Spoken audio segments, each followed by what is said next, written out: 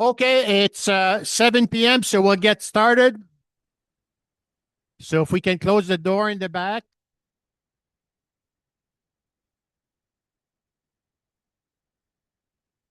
Perfect. So we have a good crowd again tonight, and in person and online. And it's our last meeting before we resume again this fall. So thank you for showing up to this. So we have a great meeting. And so basically, we want to highlight areas and owners that provide some easements on creeks that we go fish and so forth. So for this meeting, we want to recognize Todd Kuyat. He's a property owner by Hay Creek, and basically, the one time he called us, said, "Hey, I see that this parking lot there on this street needs some gravel. So I bought some gravel and put it there for you guys." So, and he coordinated also a beaver. You noticed that there was a beaver making a dam over there on the stream, so coordinated to relocate, shall we say, the beaver. And also, he's promoting with some neighbors in the area, so to provide some easement on the creek. So that's fantastic. We need owners like this. Yes. Okay.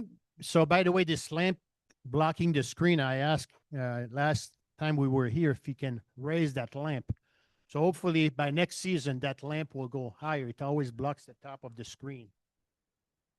Okay, habitat restoration update. So happening this month, work will be starting on Eagle Creek. So that's great news.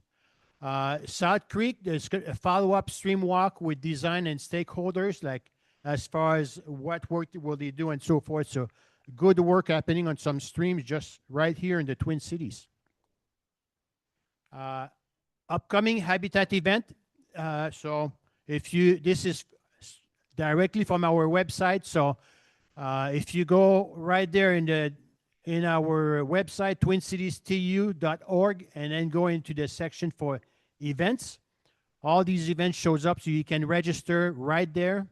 And there's plenty of activities coming up, and we'll be talking about a few of these activities during the presentation this evening.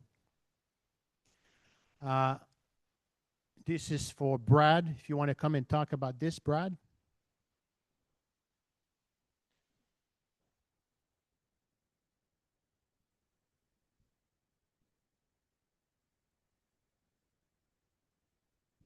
Okay, my name's Brad. We have an education thing going on the 30th of May. Okay. So it's the first annual Fletcher Merkel fishing event. And as you see, Fletcher was one of the victims at the Annunciation Catholic School shooting. Big fishermen, really loved it. So they've organized this first year out of the gates, and they've already got over 200 kids signed up. I need volunteers to help them fish. They're fishing from 2 to 4. If you get there at 1, that would work. It might be spin, it might be fly fishing, but 2 hours of that. There's food, there's a band at night. So it sounds like it'll be a good event. I have 2 sign-up sheets. There's also a link on your table on that printed out page that goes right to our event page. You can sign up there. But I'm going to pass these around. Please sign up if you can. Volunteer. We really appreciate it. Thank you. Thank you, Brad. So I forgot to introduce myself. I assume you guys know me, but just in case, I'm Yves Sharon, the president of the chapter. So, okay, it's Bruce now. Bruce.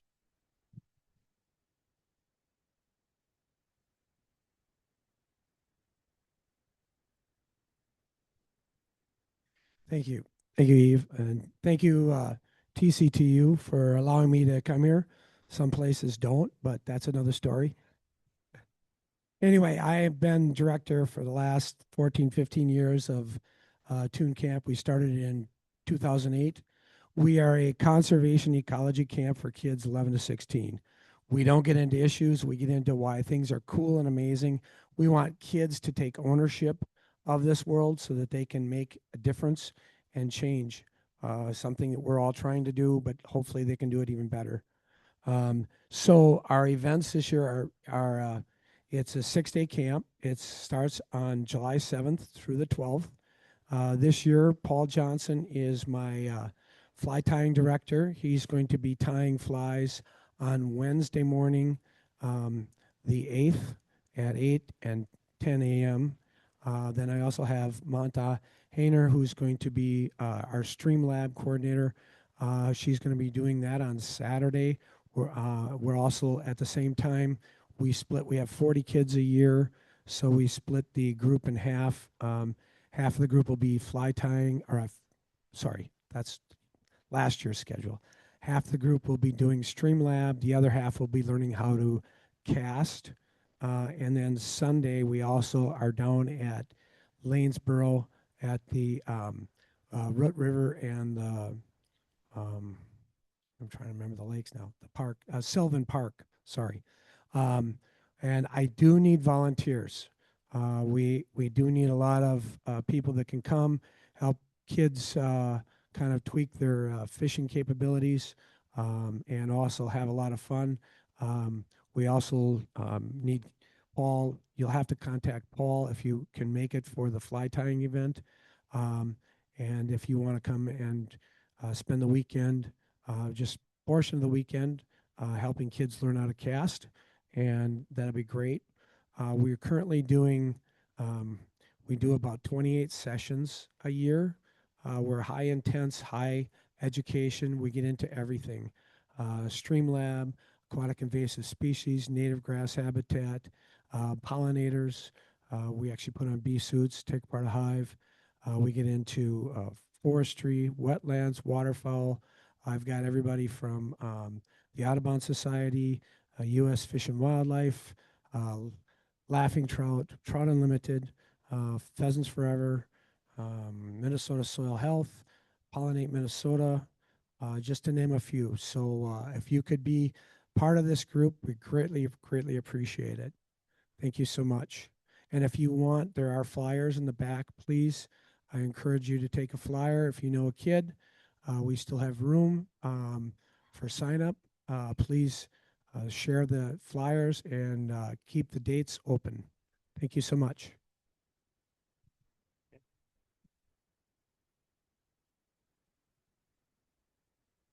Okay. Yes.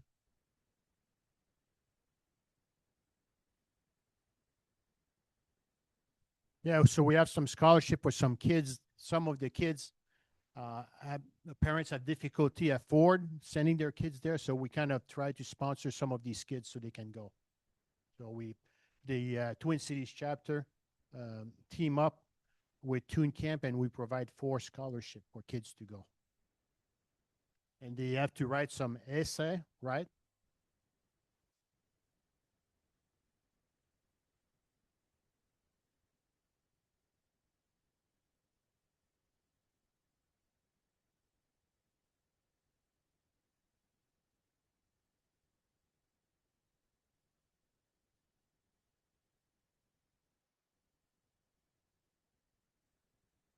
Okay, so basically the kids have to write an essay about 150 words explaining why they love the outdoor and so forth.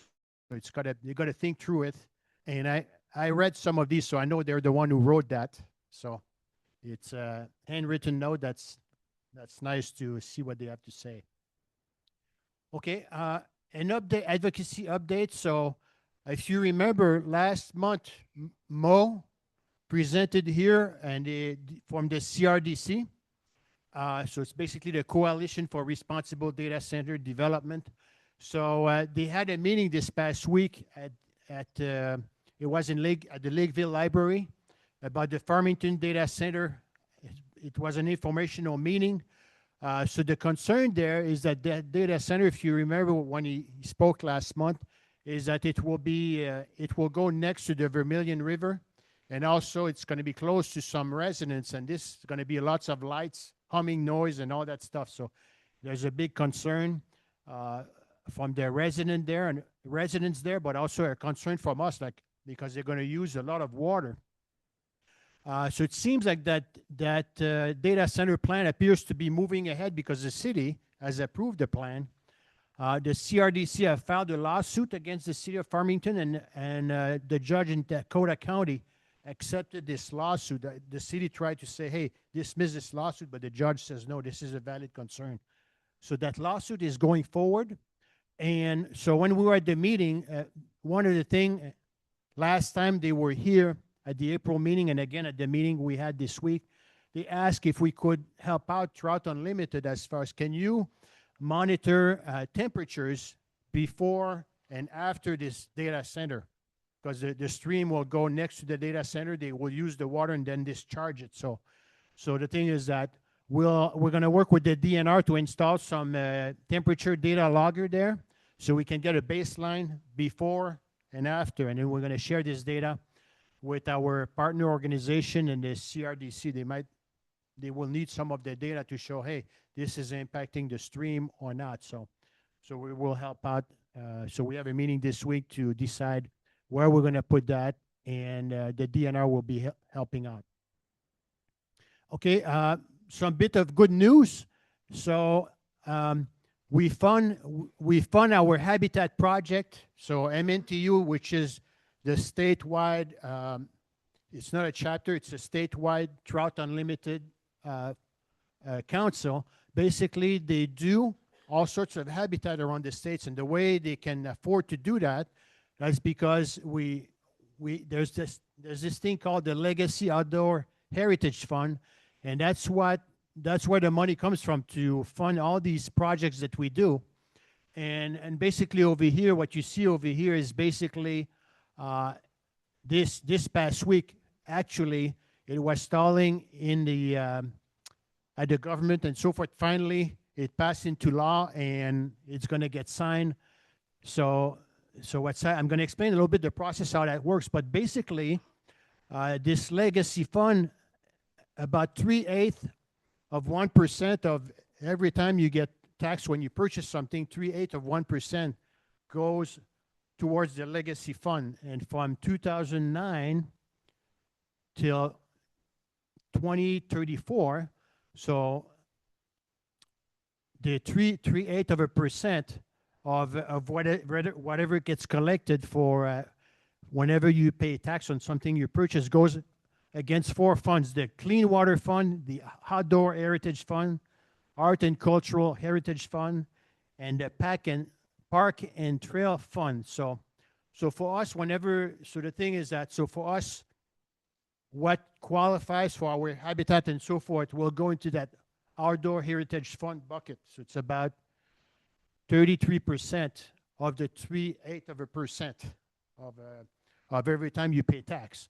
So that's a good thing to protect the environment and allow us to do the work. So the thing is that if some of you have receive an email asking appeal to action, to call your legislator in your area to try to say, hey, we need to have this bill passed. So thank you for that. And John, I know you followed up with the legislator and so forth, make some phone calls, send letters, and finally, our government was able to put something together, vote that bill in and so forth, and the funds, if the governor signs that, will be allocated, and then we'll be able to do our project. So basically the process how that works.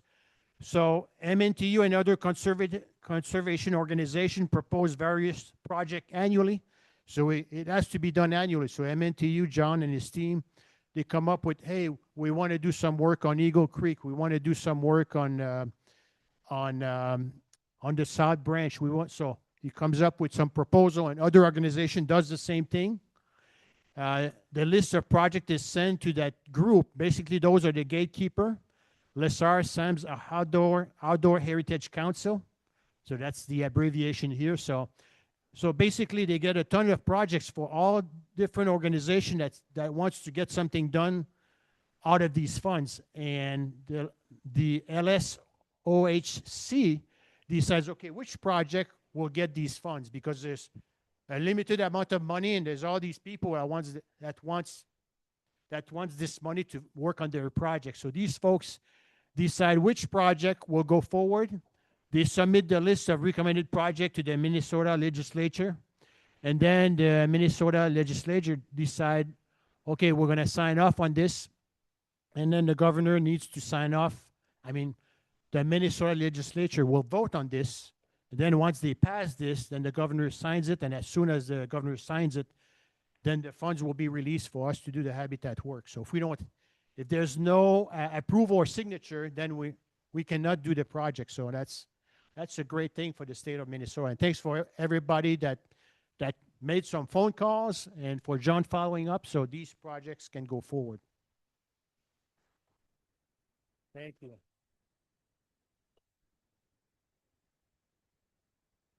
Okay, another announcement, the CX3. So basically, Trout Unlimited has an annual meeting, and they choose different cities across the U.S. So they will be coming here in the Twin Cities. It's supposed to be in September, as you see the date over here, September 23rd to 27th. We would like to have a lot of participation. And there's pamphlet on the table. So we're looking for ambassadors, fishing hosts, silent auction donors. And there's a flyer at your table. You can visit our website as far as detail on how to attend and volunteer. So it's going to happen in September. So it's going to be lots of good activities. So please participate, come and attend. And if you could volunteer, that would be great. Okay, so we have a big group tonight, as you can see. So cell phones off. Zoom participant, put your question in the chat room as usual. Zoom participant, please mute. Are we going to mute everybody or do you do that? Yep. So Brad's going to help me out tonight to field the question, the in-person, the question in the audience. And I guess I'm not sure. I did not ask Chris, so will you, Mike? Mike will take care of the question online. So before we get to the speaker for today, so we always have the flyers for the drawing in the audience. So I've got some names here. So if I call a name and the person is not here, I'm going to go to the next person. So Jason Hockert. Well, do you want the flies? Do you want them or no? Okay, okay.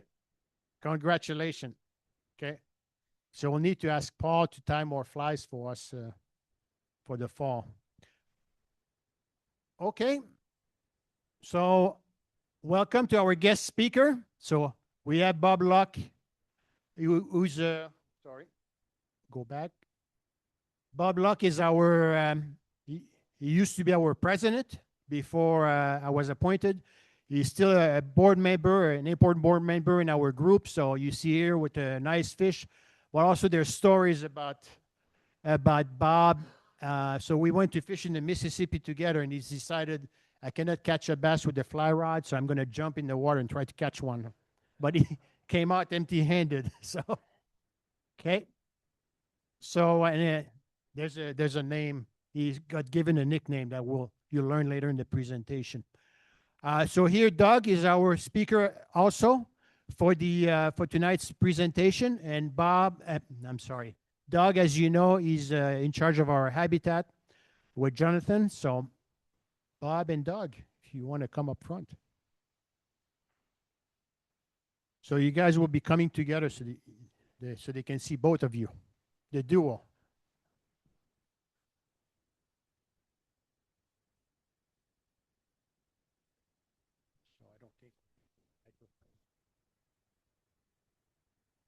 Excuse me. And if I'm not talking loud enough. Looking stuff in the pocket. And then, am I in the right place? Oh, I got to stand here. If you stand in front of the table. So first thing I'd like everybody to notice is Bob always has big fish. I never have big fish. There's a bunch of other pictures that you may see, and all of them I have little 9-inch fish. Bob has big giant fish. That's just how it works. Stay dry though, Doug. You like dry.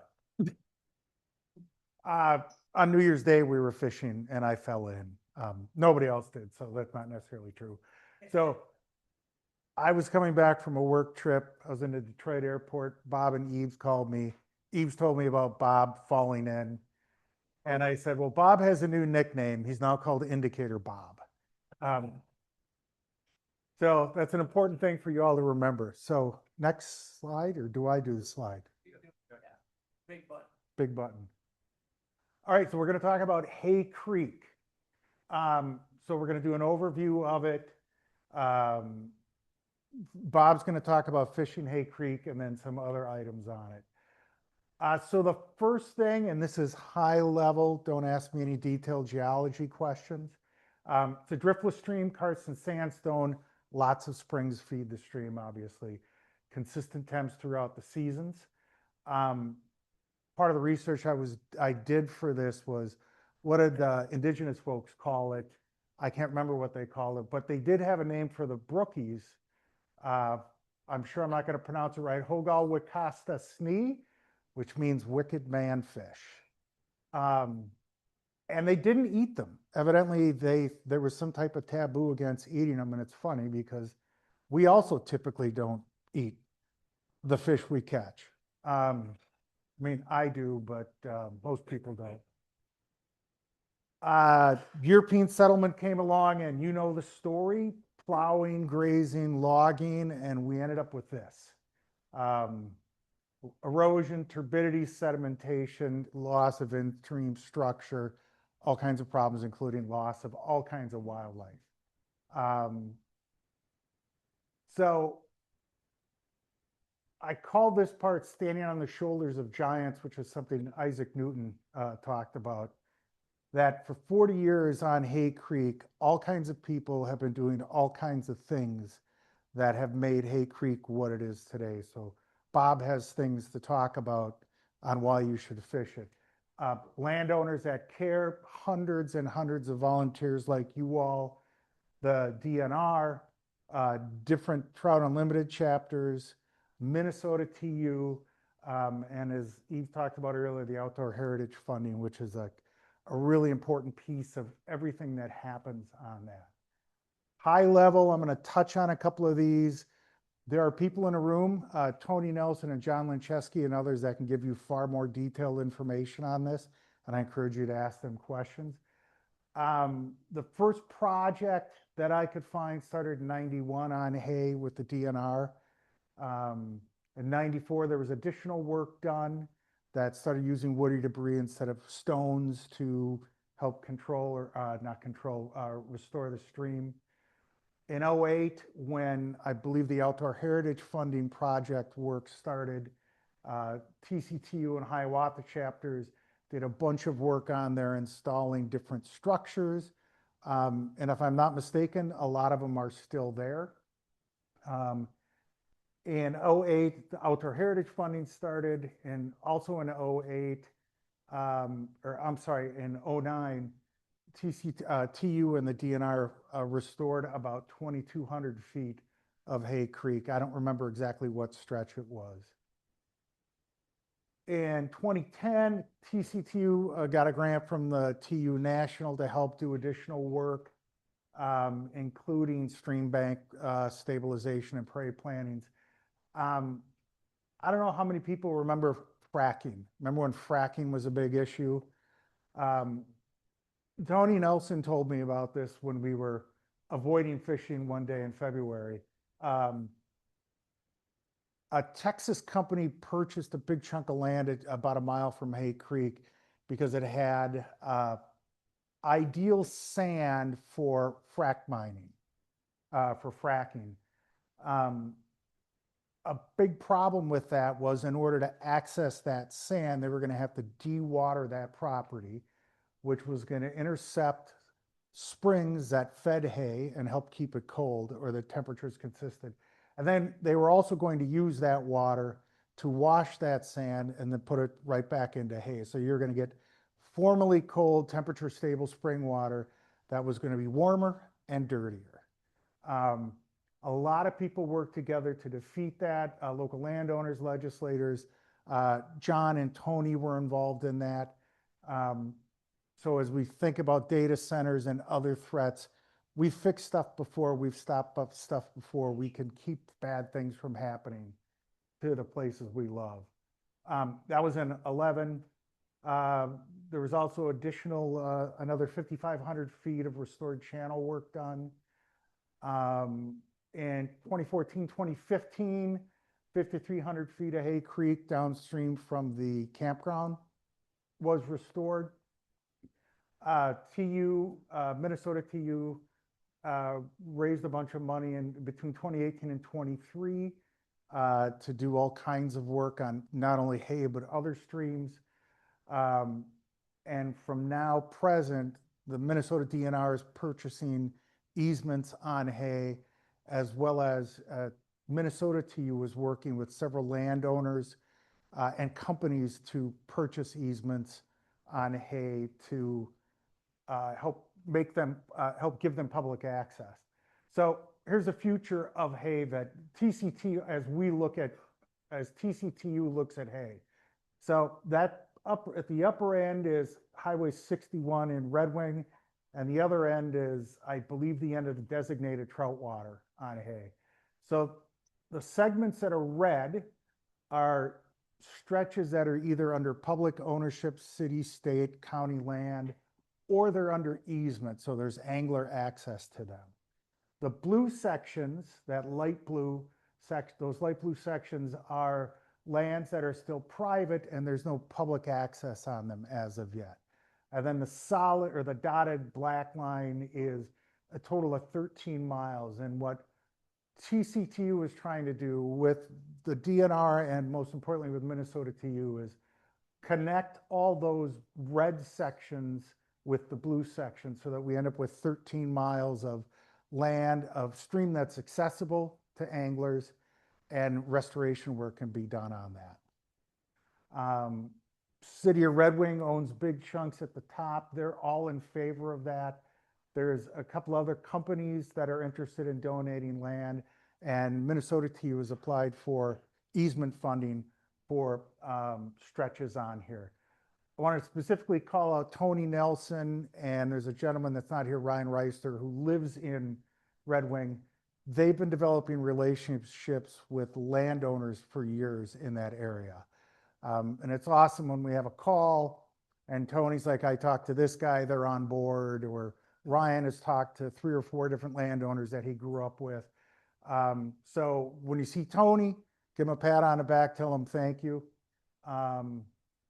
Because good things are going to happen with this. So the future's bright, pursuing more access, working with all kinds of landowners. We have a lot of events coming up on Hay.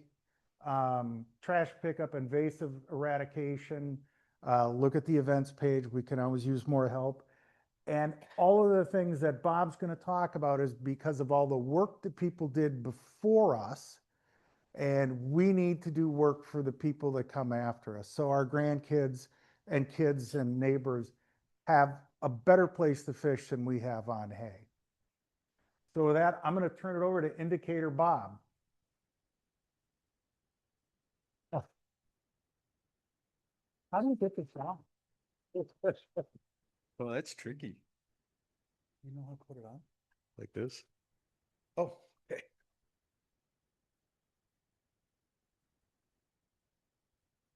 All right, so the first thing I have to do is set the record straight here. I have caught a couple of big fish in my life, not that many, but this year has actually been a terrible year for me for big fish. The biggest fish I've caught so far this year has been 15 inches. And Doug and I have been talking about a certain stretch and a certain stream, which may or may not have been Hay Creek. And Doug told me he thought there were some big fish in there. And I went out there with a streamer and had a huge brown trout. Had to be at least, 18 inches. I'm guessing probably closer to 20. Come after my streamer and miss, and didn't want to come up again. So I sent Doug a note about that. And this guy goes out to this stream, catches this 18-inch brown trout and sends me a picture. So at any rate, I guess that's what friends are for. Thank you, Doug.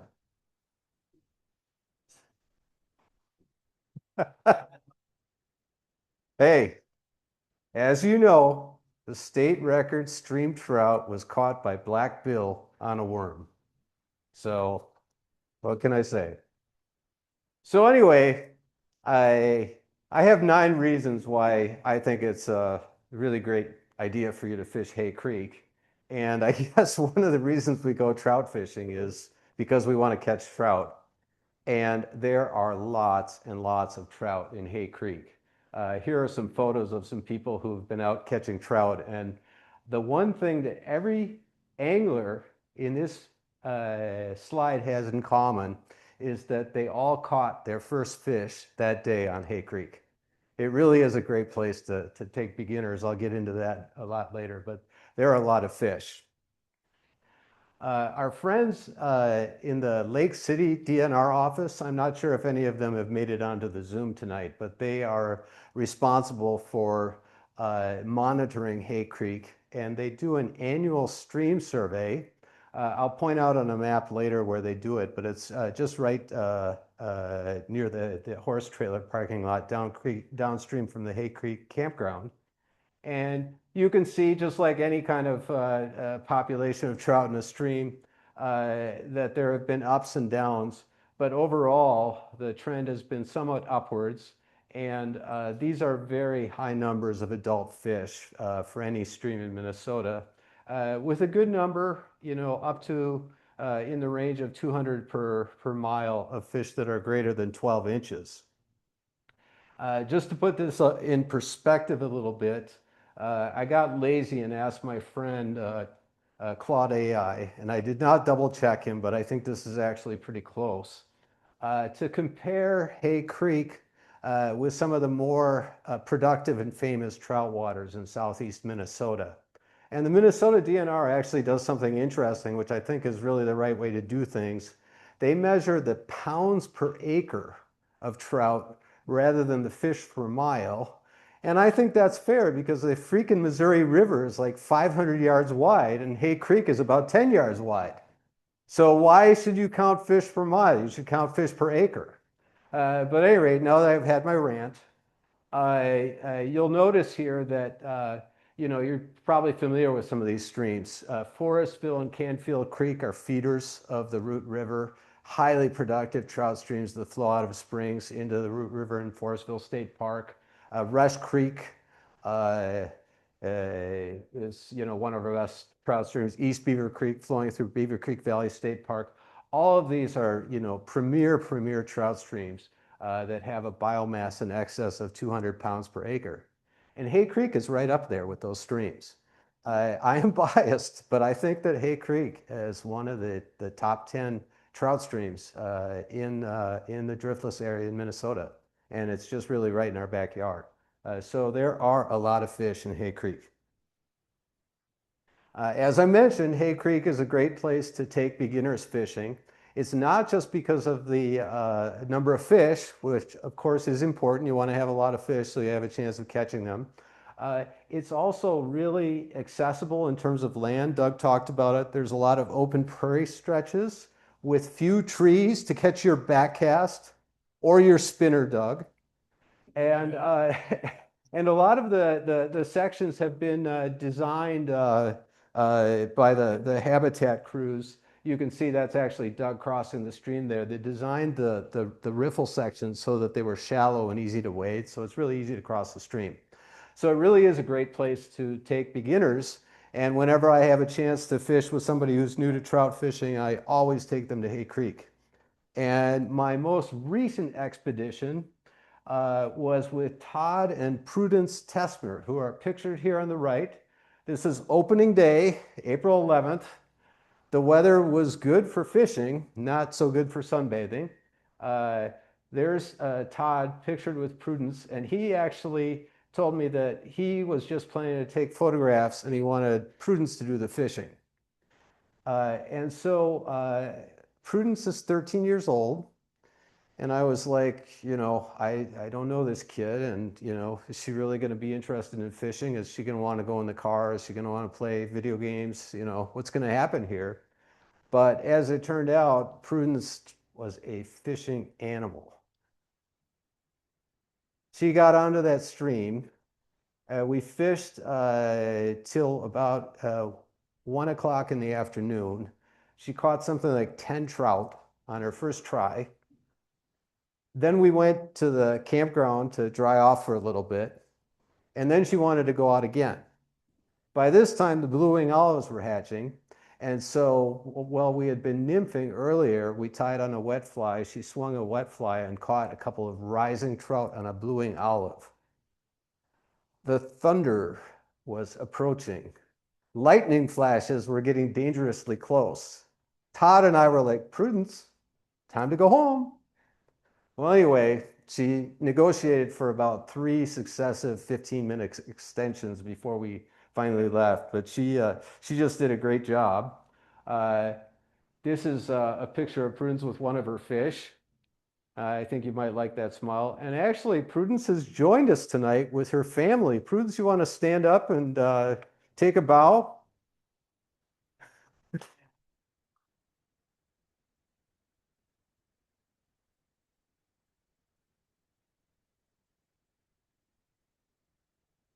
So I have offered a fishing trip every year on our silent auction called Fishing with Bob. But given the amount of fish that Prudence catches, I think we may need to offer fishing with Prudence pretty soon. But really seriously, Hay Creek is a great place to take beginners fishing. So if you are a beginner or you have somebody in mind that you'd like to take fishing, I highly recommend Hay Creek. Well, the number 3 reason is access. And Doug touched on this a little bit, but I want to add a few more comments, and then I'm actually going to break the stream down a little bit more. So you basically see here a map of most of Goodhue County, and from left to right, you can see they're not labeled. You've got Bell Creek, Spring Creek, Hay Creek, Gilbert Creek, and then on the right, there's Wells Creek. They're all good trout streams.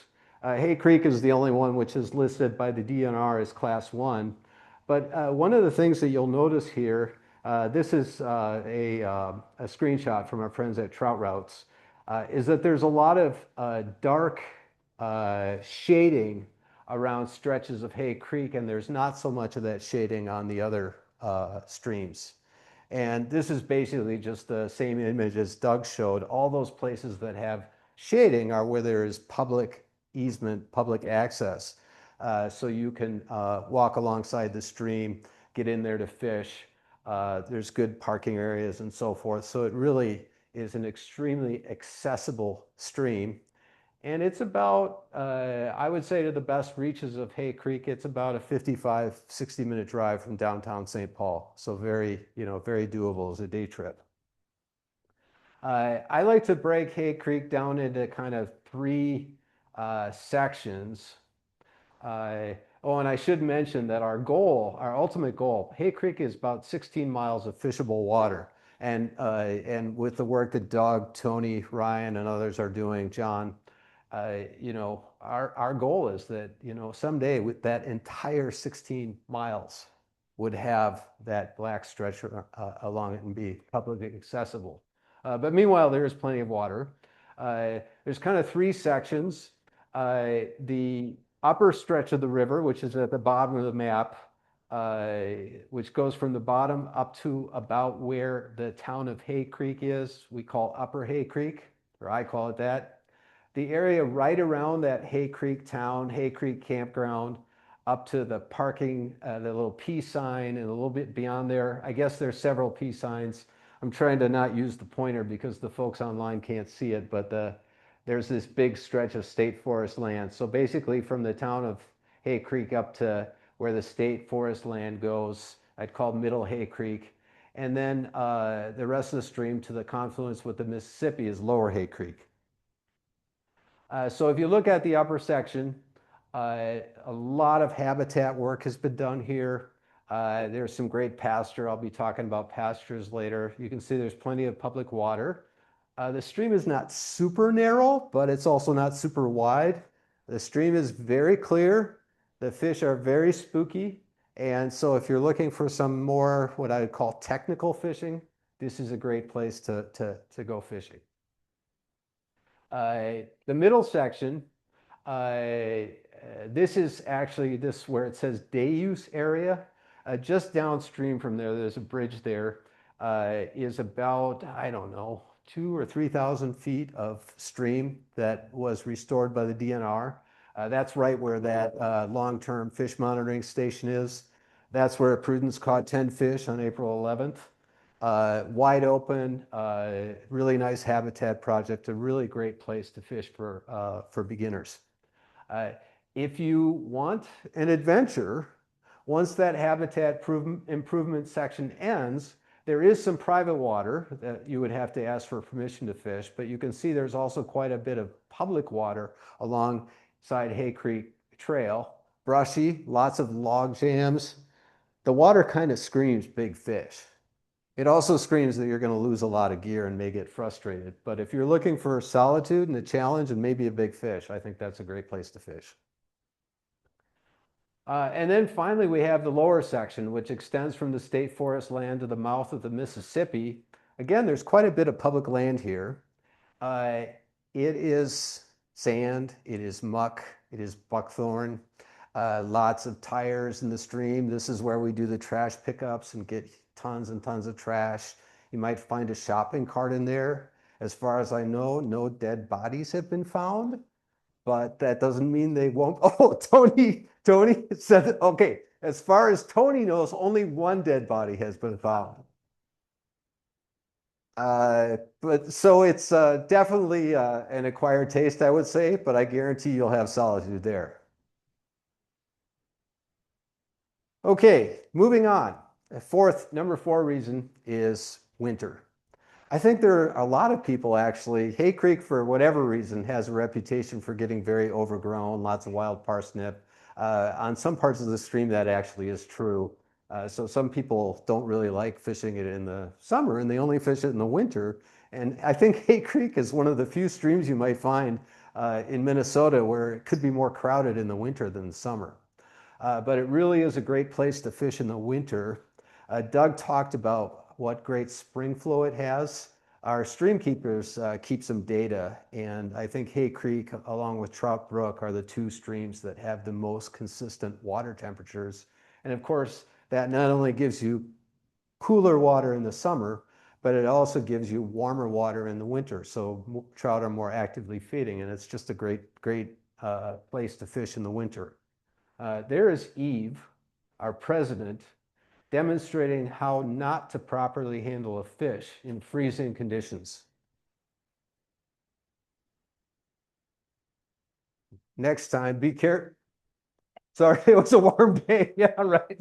Well, he's barehanded. Of course, you know, he's a Canadian, so warm day to Canadians. I'm not sure about that. But at any rate, I think Eve will be more careful next time about what kind of photos he puts of me on his introduction. Okay, number 5. If you love nymph fishing, and actually I do, I think nymph fishing is tons of fun. Hay Creek is just a terrific stream to fish nymphs. And in particular, it just has an unbelievable number of scuds. This is not a scientific survey, but I've done a lot of seining on Hay Creek for my own purposes, but also in working with some groups like the Goodhue schools and so forth. And whenever we go out and gather specimens on Hay Creek, we just find tons and tons and tons of scuds. So all those red circles on the upper right of my seine net, those are all scuds. And then kind of on the lower middle, there's just a huge clump of scuds that I should have just put one huge red circle around it because there were so many scuds. And when I've seen in other streams like the Kinney or the Rush, I find a lot of scuds too, but for whatever reason, Hay Creek is just abounding in scuds. The flip side of this is that I don't think personally that Hay Creek has such great hatches of mayflies and caddisflies as I've seen on streams like the Kinney or the Rush.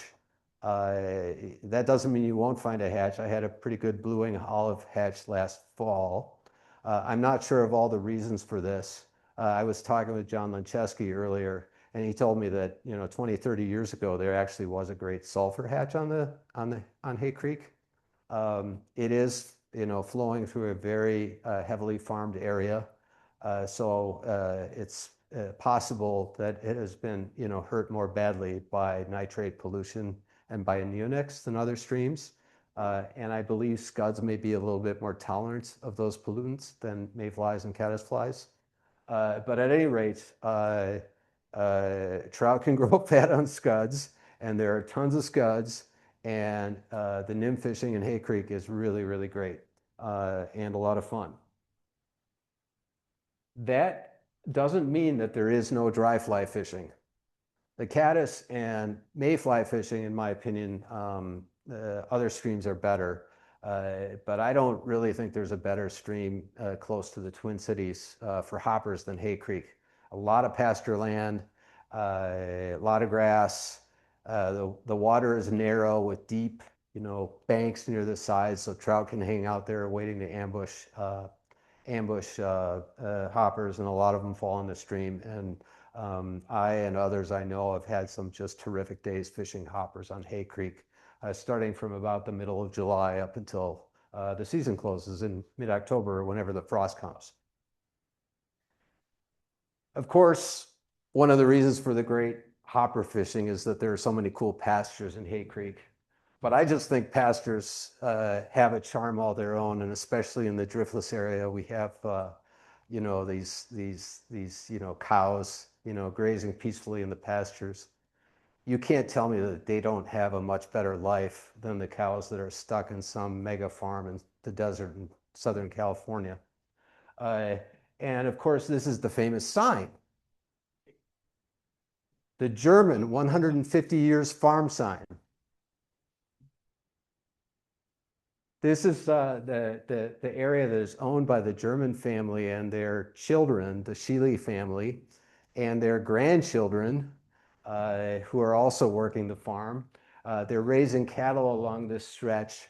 They're doing rotational grazing, which is a process of kind of letting your cattle graze different patches and then moving them off so that the grass has a chance to regenerate and develop a root system.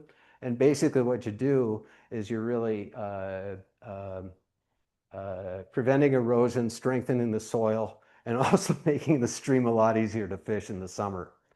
So this is, I think, a really great example of a pasture stretch of a stream. Eve talked about Todd Kuyath, who is another great landowner that we have along the stream. And the German and Scheele family is, another great example. So if you're fishing this section along 325th and you see somebody driving a tractor or herding some cattle or moving some electric fencing so they can set up a new rotational grazing zone, please tell them thanks. Can you read that sign, what it says? Oh, I'm sorry. In case you can't read the sign, it says, "Do not cross the pasture unless you can do it in 3/7. The bull can do it in 3/8.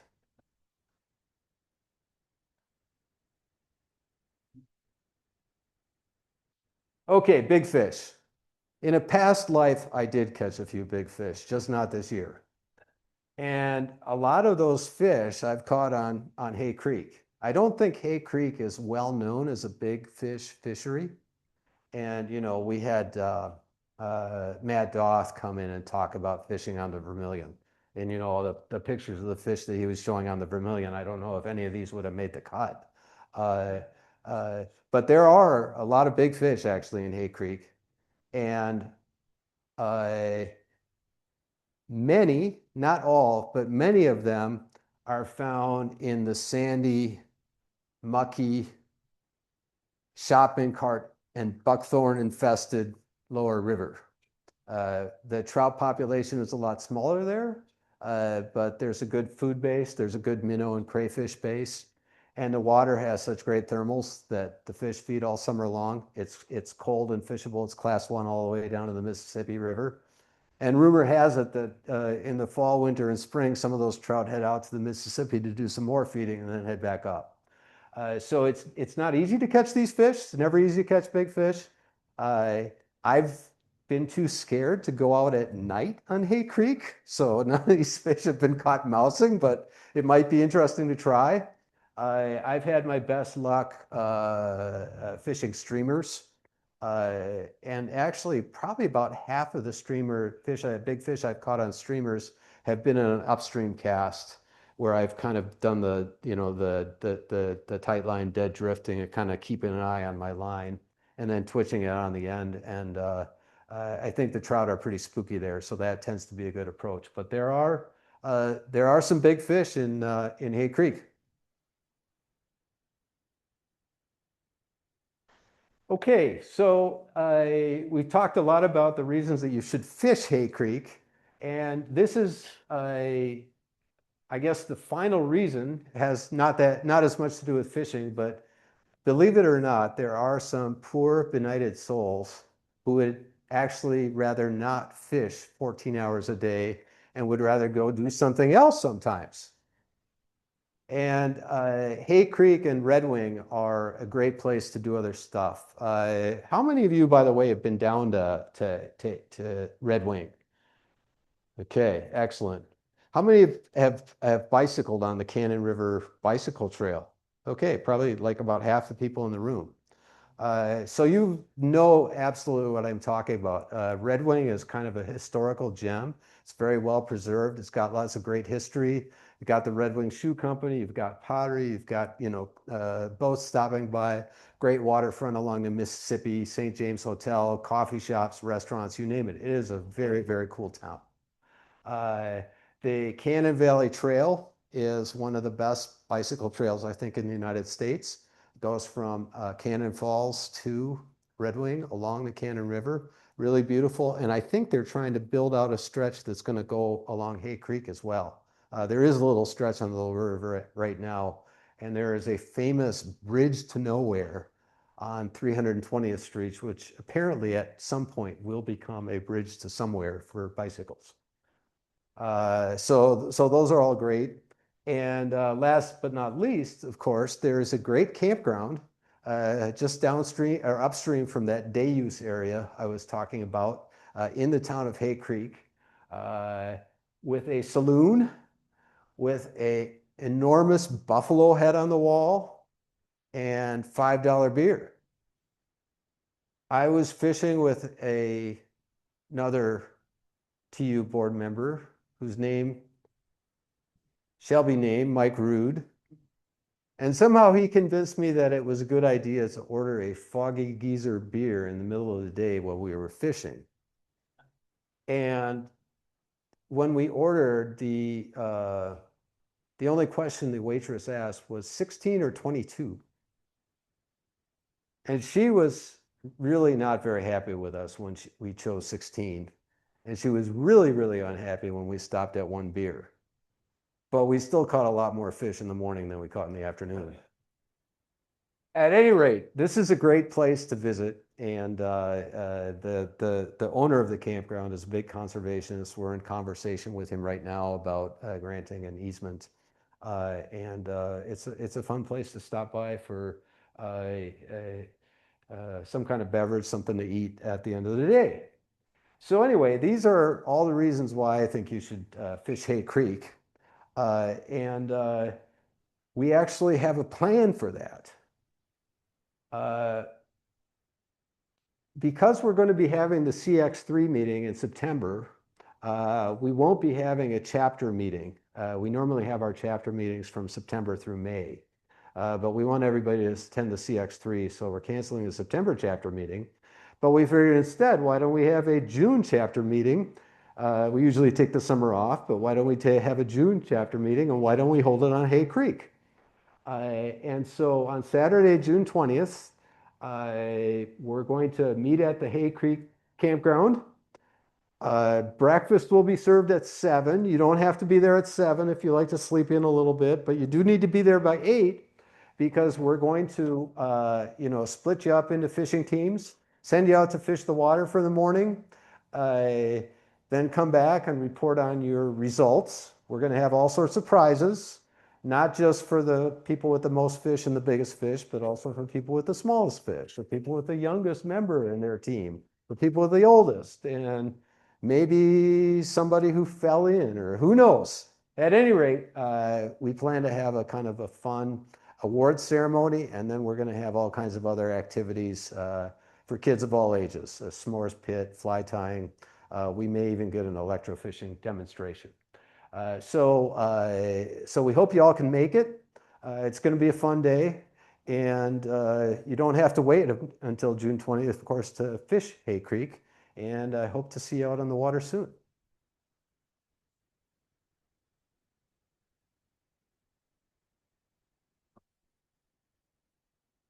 Okay,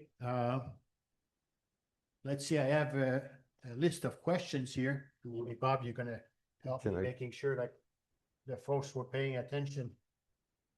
Okay, so I've got a couple of questions here about the presentation, and let's see if you have the right answer. I might have a prize for you.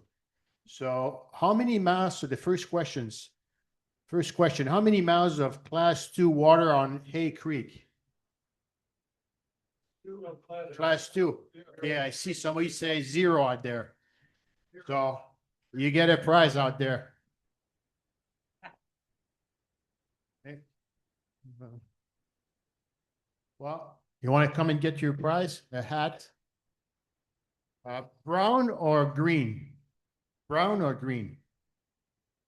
Okay. I've got two more questions.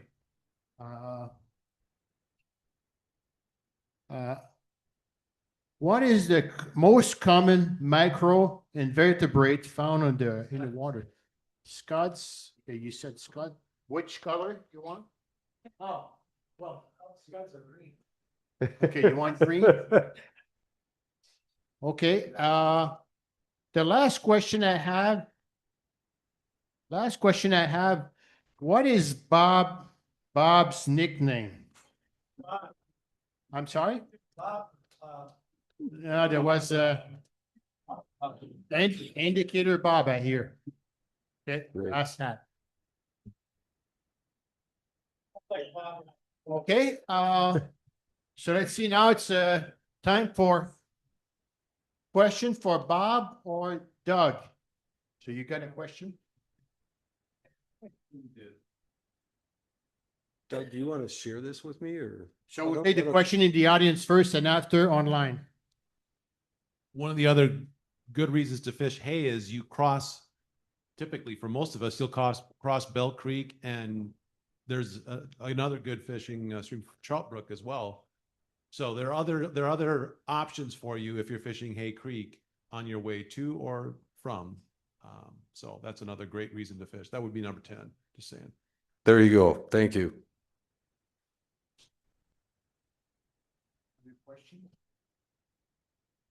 Audio question in the audience? Okay. And Brad, where are you? You were going to help me out with the questions in the room.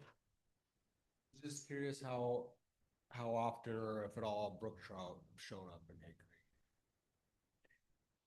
So the question was, how often brook trout show up in Hay Creek? I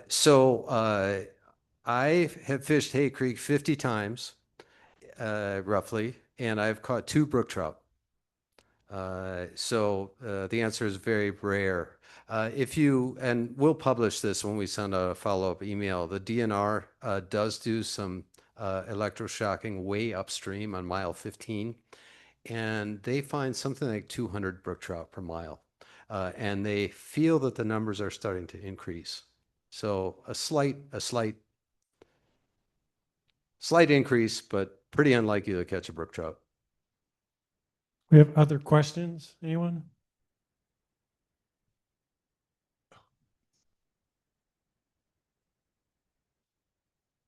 This is for Bob. You said you use a streamer upstream and you twitch it. So is it a dead minnow presentation, wounded minnow, and what size streamer and that kind of thing? You want him to catch it for you too? So again, this could just be random chance, but I have had a lot of luck fishing a woolly bugger. Everybody knows that woolly buggers count. I usually use about a size 8 beadhead woolly bugger, olive and black, and I'll actually cast a fairly short cast upstream, and I'll high stick it down through the pool, and I won't give it action until I get, towards the bottom of the reach, and then I'll start twitching it. And I find a lot of trout will just come out from under rocks or logs or whatever and grab that thing while it's just dead drifting. And then more will sometimes hit it when it's being twitched. Now that's a good tactic alongside banks or where you have a rock or something in the middle of the river. Another really good place to look for big trout is in log jams. And of course, if you're fishing into a log jam, you have to cast downstream and then, retrieve it upstream. And so, I would try all kinds of fishing, but I guess what I'm trying to say is don't forget about that upstream drift, and particularly when the water is low and clear, that may be the ticket that gets you a big fish. Other questions?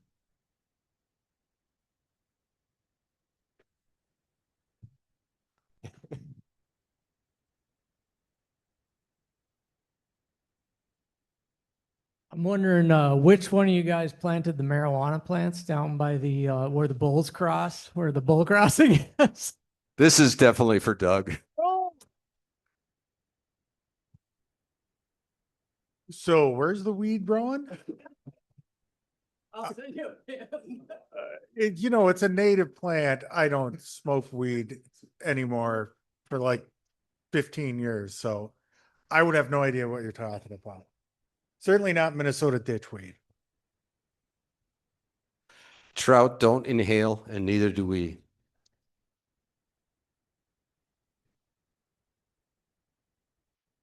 Okay, we have a few online comments and questions. The first two comments are actual just additional information from our resident Mr. Know-It-All, Mike Hodgins, that the first habitat improvement project on Hay was actually back in 78, 79. And the second, following up on the sulfurs, is it's a great light and dark Henderson hatch, or used to have a great light and dark Henderson hatch as well. So if anyone sees those mayflies, I guess note it. Another question just out of the blue is, what is the difference between Min2 and TCTU? This is a perennial question. It's a good time to clarify it for one of you gentlemen. Why don't you take that one too? So Minnesota TU, and John can correct me. Minnesota TU is the statewide chapter council. And TCTU is one of 5 chapters in Minnesota. So I believe every state has a state council that's the governing body for all the chapters in that state. Minnesota TU, or the Minnesota Council, happens to be ours. By the way, TCTU is the 4th largest chapter in the country by membership count. I think Texas is number 1, but they only have 1 chapter. But that's because they're Texas and they think they're cool. But I think I answered the question. Yes, that's all.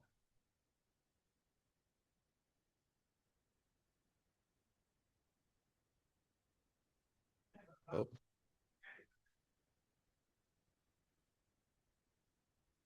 This isn't related to the presentation. Thank you for that. But the CX3 fishing host, I know it said there was a link to a survey, but is there information about, responsibilities, what those people will be doing, other than making sure the new, the people coming this way catch fish, but, any information on what that involves? That's a really good question, Gene. And quite a bit of information is on that survey, but just let me talk briefly about kind of the 4 opportunities that we have with CX3. So the first opportunity is there's a big ass meeting with a lot of really cool presentations about, habitat, about fishing, about education, advocacy, all kinds of stuff from, the people that have the best practice around the country, and also some local speakers who are really good, like the Vermilion River Watershed people are going to give a presentation. And so there's a couple of days of these meetings, and those meetings are free for anyone to attend. In the evenings, there are going to be banquets One of the banquets will be an awards banquet, and we hope that some people in Minnesota and Wisconsin will win awards. There is a fee for the awards banquets, and you can purchase tickets. You know, the folks from TU National, you know, there are going to be people flying in from all around the country, but they're really hoping to have a good local presence. So if you are going to be around and the meetings take place on Friday, mostly on Friday the 25th and Saturday the 26th, please check out the website, sign up for the meetings, and please attend. And if possible, please attend the banquets as well. Then there are three basically opportunities for us to volunteer or contribute. So the first one is the one that Gene mentioned, which is being a fishing host. So September 23rd, Wednesday, we have all these people flying in from all around the country. They've heard something about the driftless area. They want to fish here. And we are going to be supplying local fishing hosts. And as a host, your responsibility is not really to be a fishing guide, but it's more like, you know, what if you were going to take out a couple of good friends to a piece of water that you really liked, give them a couple of flies, tell them, you know, some advice for ways that you would fish the water, and then you spend the day fishing with them. So that's what we're talking about here. And we're looking for, you know, people that, are willing to guide, usually, or excuse me, host, usually within a 1 to 2 hour drive of the Twin Cities, because we don't want to, you know, drive people all over the place. But if this is something that appeals to you, there's also a small, I think, gasoline and food allowance that you get. But I think it's going to be a great day. I'm going to sign up as a fishing host, and I hope we get a lot of people from our chapter hosting. You know, take them to Hay Creek, take them to the Kinney, take them to the Rush, take them to the St. Croix, Mississippi for smallmouth. So that's fishing host. Second opportunity is to sign up to be an event ambassador. And this is just, you know, somebody to man the table, answer questions, stuff the swag bags. We're going to have goodie bags for people. Just do those 1,000,001 things that make life enjoyable and easy for attendees. And then the final thing is that there is going to be a silent auction, which is going to be put on by a combination of TU National, MNTU, and TCTU. And we won't be holding Oktoberfish this year because we want people to attend CX3 instead.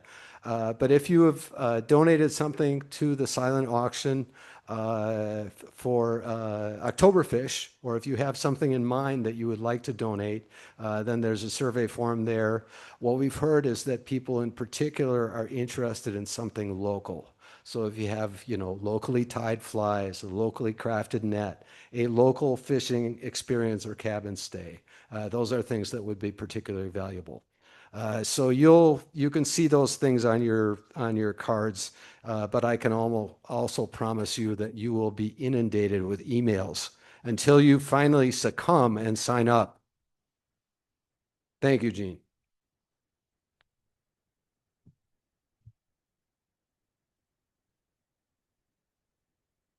What kind of attendance comes to that meeting? Uh, How big is it? Yeah, John, you may be able to answer this. John Lancheski answer this question better than I can because I haven't been to him, but I think it's somewhere in the range of 300 to 400 people, and it depends on how much local attendance we get.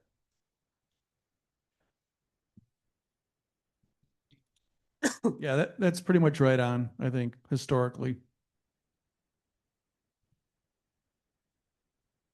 You know, with the fourth largest chapter, maybe we should be going for 500 there.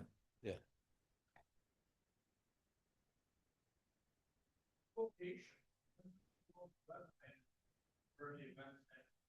It will be paid. The question is, what is the location? And it will be based in and around the St. Paul Intercontinental Hotel. I think all the meetings themselves will be in the St. Paul Intercontinental.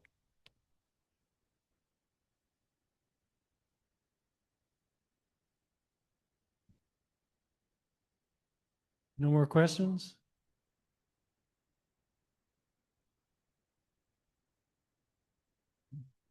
This is another question for Bob from online.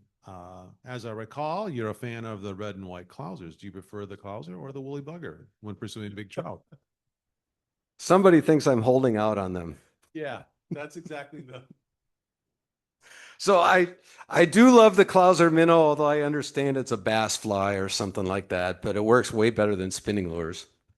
And I use that one in deep holes, and it's a good, or in those deadfalls I was talking about, and that is a good fly. If I'm not getting anything with the woolly bugger or getting to a deeper hole, then I'll go with the Clouser.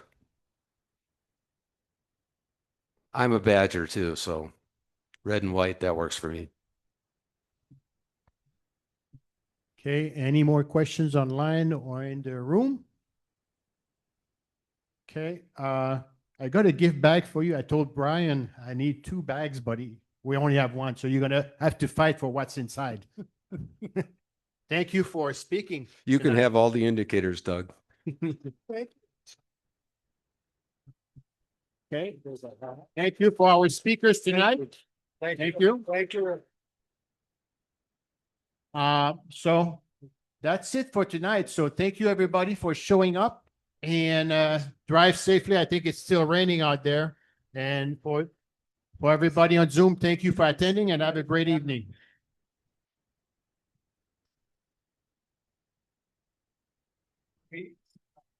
Thank you, Eve. Thank you. It was fun. Nobody got mad? Nobody got mad? No. Okay, is he feeling the gym south? See Jim's.